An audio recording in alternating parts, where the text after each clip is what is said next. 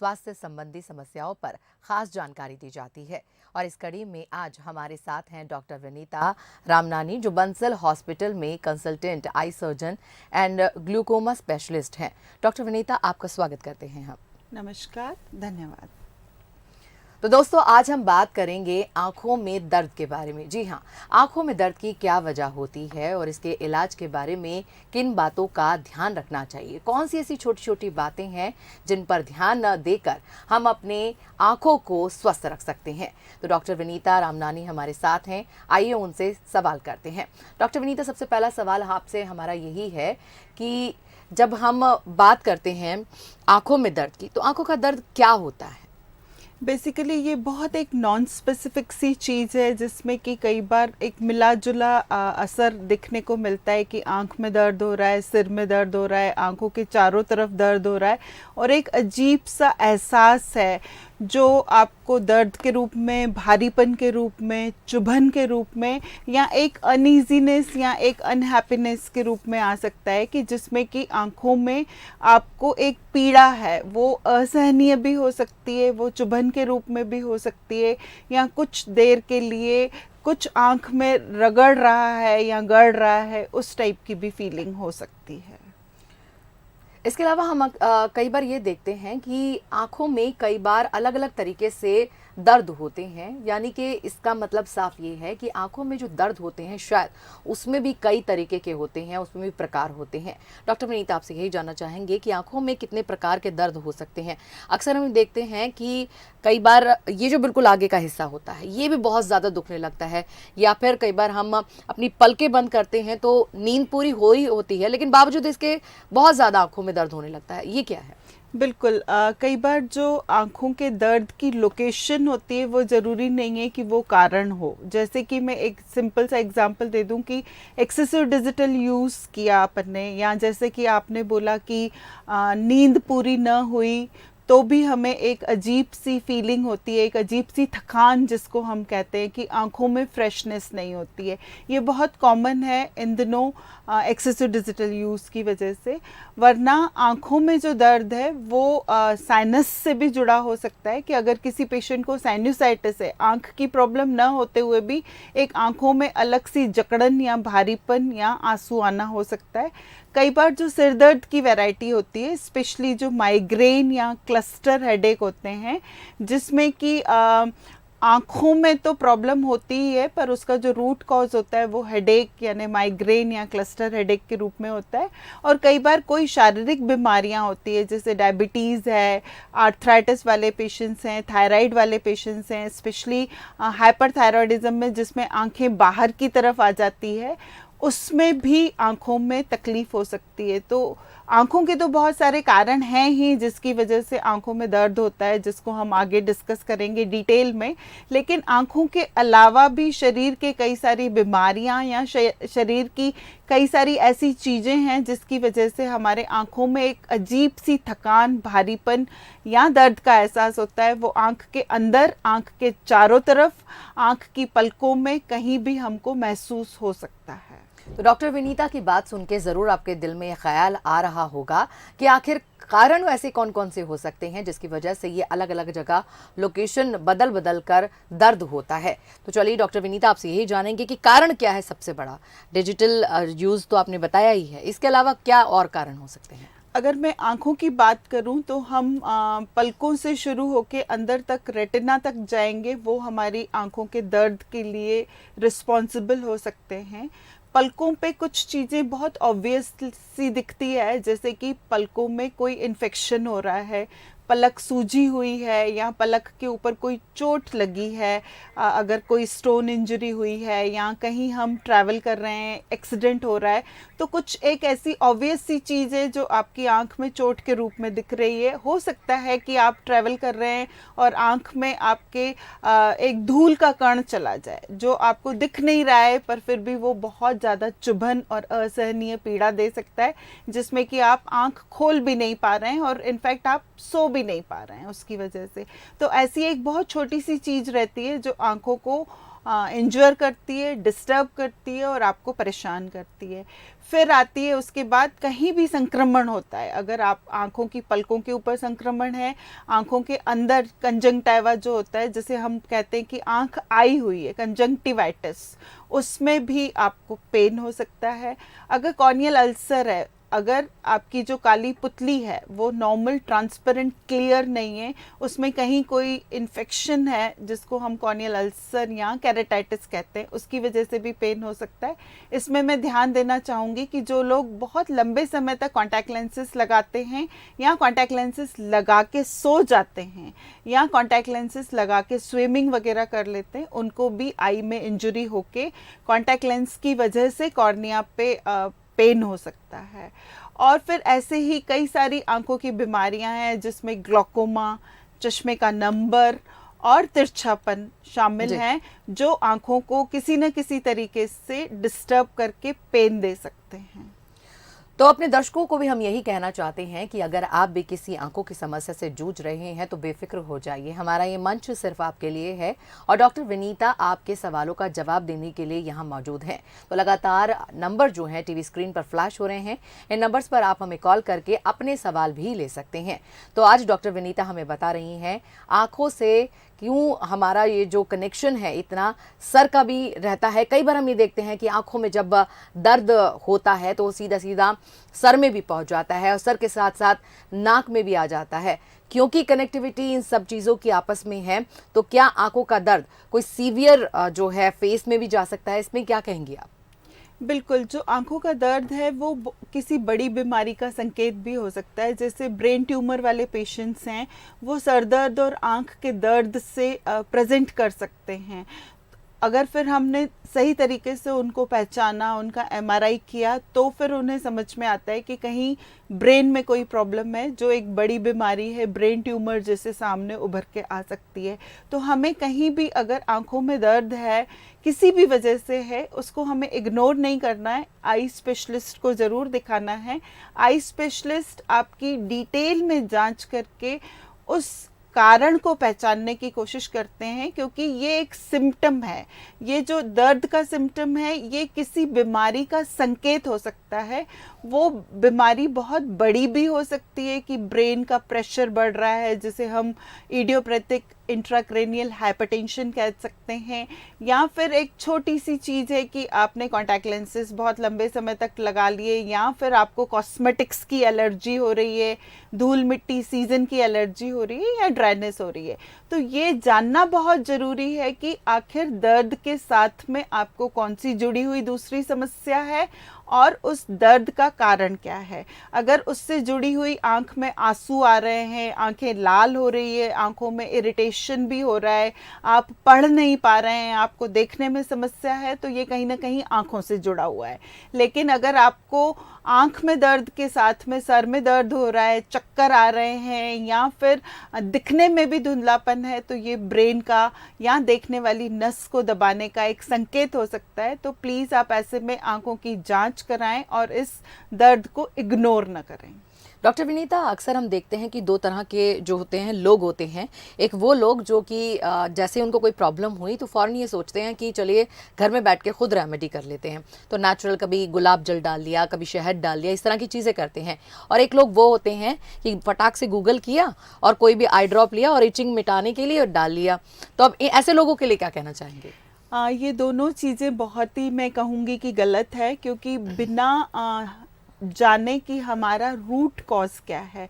कई बार ऐसा होता है कि हमने कुछ भी गूगल करके या घर का गुलाब जल या कोई और चीज़ डाल दिया, तो टेम्परेरीली हो सकता है आपको दर्द में फ़ायदा हो जाए, आपको लगेगा कि शायद हम बेटर फील कर रहे हैं, पर कहीं ना कहीं हम उस बीमारी को आगे बढ़ने में सहयोग दे रहे हैं। क्योंकि अगर हमने उस बीमारी को पहचाना नहीं, उस बीमारी का जड़ से इलाज नहीं किया, तो वो तकलीफ़ आपकी बढ़ सकती है और आपको आगे चल के प्रॉब्लम दे सकती है।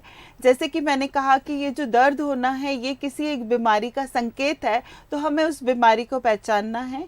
कई बार ऐसा होता है कि एक छोटा सा धूल का कण हमारी आंख के अंदर की साइड में पलक में चला जाता है, जो बाहर से देखने में आपको दिख नहीं रहा है, लेकिन वो पूरा टाइम आपको चुभता रहता है, परेशान करता रहता है।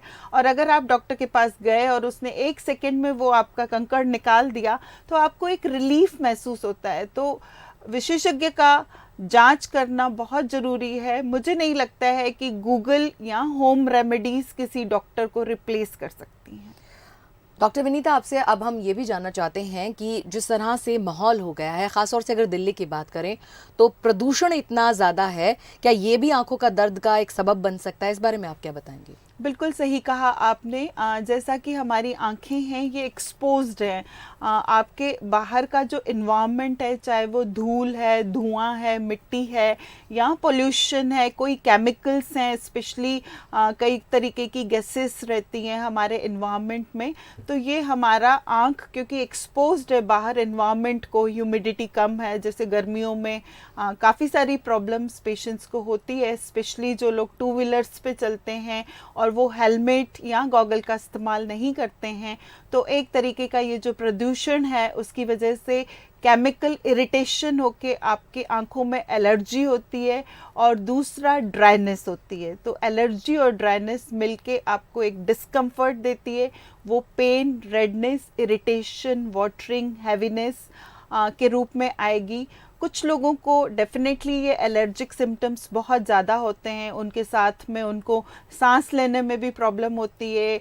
एक तरीके का साइनोसाइटिस होता है जिसमें उनको सर्दी, खांसी, जुकाम और छींकें भी आती है। और कुछ लोगों को इस पोल्यूशन की वजह से स्किन एलर्जी भी होती है। तो ये जो एलर्जीज़ हैं ये हमारी खुद की देन है। हमने अपने इन्वायरमेंट को इतना पोल्यूट किया हुआ है कि पेड़ नहीं लगाने की वजह से, एक हेल्दी फ्रेश एयर नहीं मिलने की वजह से हमारी आंखों में ड्राइनेस और ऑक्सीजन कंसंट्रेशन हमारी कॉर्निया को जो चाहिए, जो हमारी सबसे इम्पॉर्टेंट लेयर है, अगर वो फ्रेश रहेगी तो हमारी आंखें स्वस्थ रहेंगी।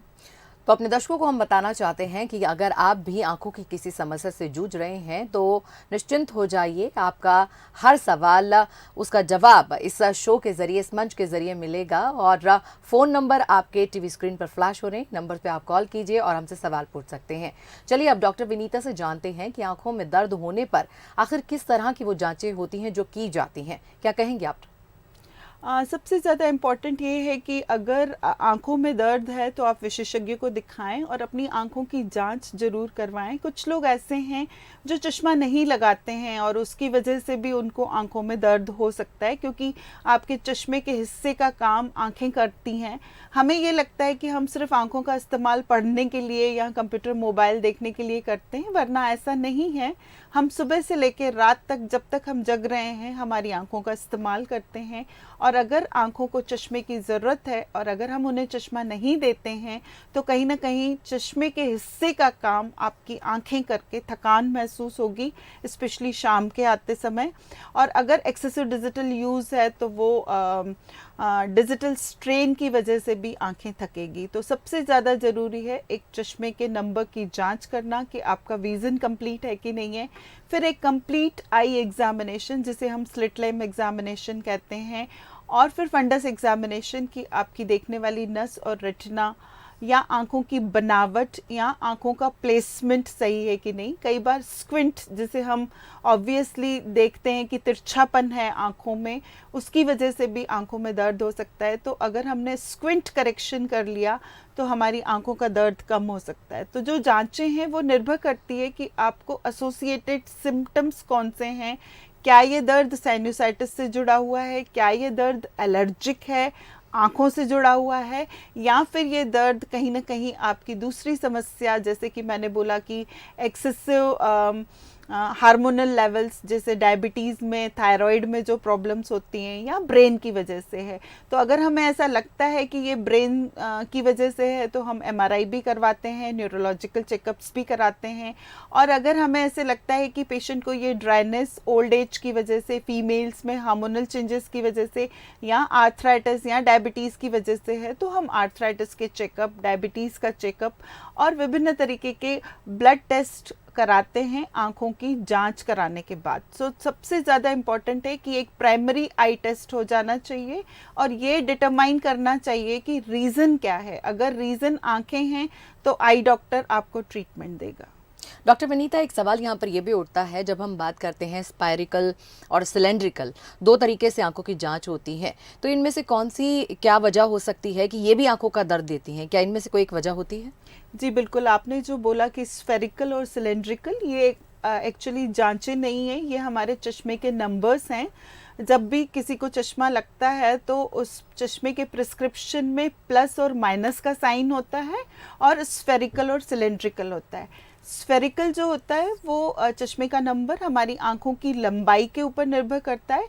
अगर 1 मिलीमीटर आंख लंबी हो जाती है तो -3 का चश्मा लग सकता है, और 1 मिलीमीटर आंख छोटी हो जा सकती है तो +3 का नंबर रखता है, जिसे हम मायोपिया और हाइपरमेट्रोपिया रिफ्रैक्टिव एरर कहते हैं। ये जो कहलाते हैं ये स्फेरिकल नंबर्स होते हैं और ये बिना किसी साइन के होते हैं, और अगर हमने चश्मा नहीं लगाया तो हमें धुंधला दिखता है। तो जैसा कि आपने कहा कि ये स्फेरिकल वाले पेशेंट्स जो हमेशा आई डॉक्टर के पास आते हैं क्योंकि उनको धुंधला दिखता है। जो दूसरा आपका कंसर्न था कि सिलेंड्रिकल नंबर वाले पेशेंट्स में एक एक्सिस होती है और वो भी प्लस और माइनस नंबर्स होते हैं, और ये हमारी आंखों के कर्वेचर यानी कॉर्निया के शेप के ऊपर निर्भर करता है। और ऐसे मरीजों को अक्सर दिखता रहता है, इसलिए वो चश्मा नहीं लगाते हैं और कहीं ना कहीं सर दर्द और आंख दर्द से परेशान होते हैं। इन्हें हम एस्टिग्मेटिज्म कहते हैं। और हमारे साथ कॉलर जुड़ने शुरू हो गए हैं। जबलपुर से हमें सबसे पहले कॉल किया रीता शर्मा ने, आइए उनसे बात करते हैं। जी, आपका सवाल क्या है?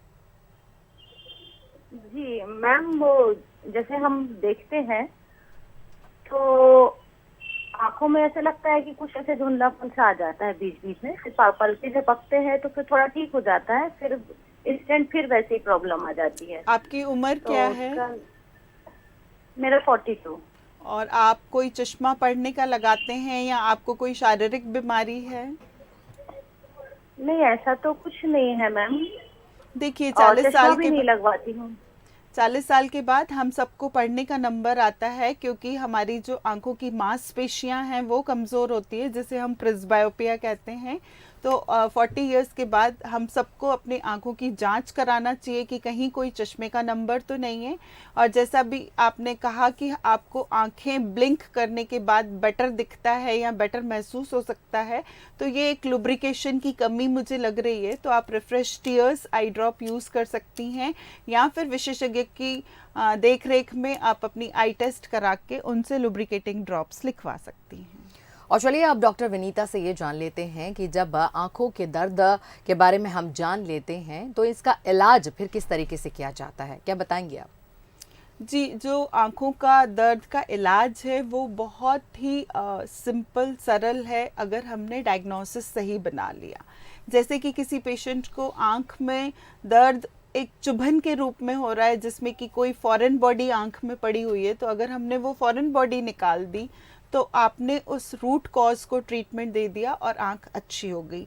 अगर वो कॉन्टैक्ट लेंस की वजह से है तो आपने कॉन्टैक्ट लेंसेज नए दे दिए, या थोड़े दिनों के लिए कॉन्टैक्ट लेंसेज बंद कर दिए, या कुछ कॉन्टैक्ट लेंसेज की हेल्दी हैबिट्स पेशेंट्स को बता दी, तो वो परमानेंटली एक तरीके से आँखों के दर्द से ठीक हो सकते हैं।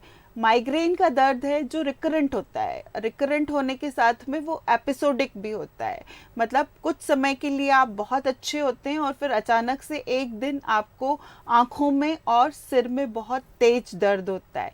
तो ये जो एपिसोडिक आँखों में दर्द और सर में दर्द है, उसके लिए हमें न्यूरोलॉजिकल चेकअप की ज़रूरत है, क्योंकि कहीं ना कहीं ये आपके ब्रेन से संबंधित होता है। जैसे क्लस्टर हेडेक होता है जो इरेगुलर लाइफस्टाइल्स की वजह से होता है, उसमें भी अचानक से बहुत ज़्यादा आँखों में दर्द होता है एक तरफ, और आँख में आंसू आने लगते हैं और आंखें खुल नहीं पाती, और पेशेंट को बहुत ज़्यादा अनईजीनेस लगते हुए वॉमिटिंग्स भी हो सकती है। तो ये क्लस्टर हेडेक का ट्रीटमेंट हमें उस समय पर लेना रहेगा।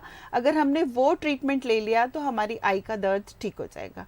लेकिन कुछ लॉन्ग टर्म डिजीजेस हैं, जैसे ग्लोकोमा है, तो ग्लोकोमा वाले पेशेंट्स को अपनी रेगुलर मेडिसिन आई ड्रॉप्स डालने ज़रूरी हैं।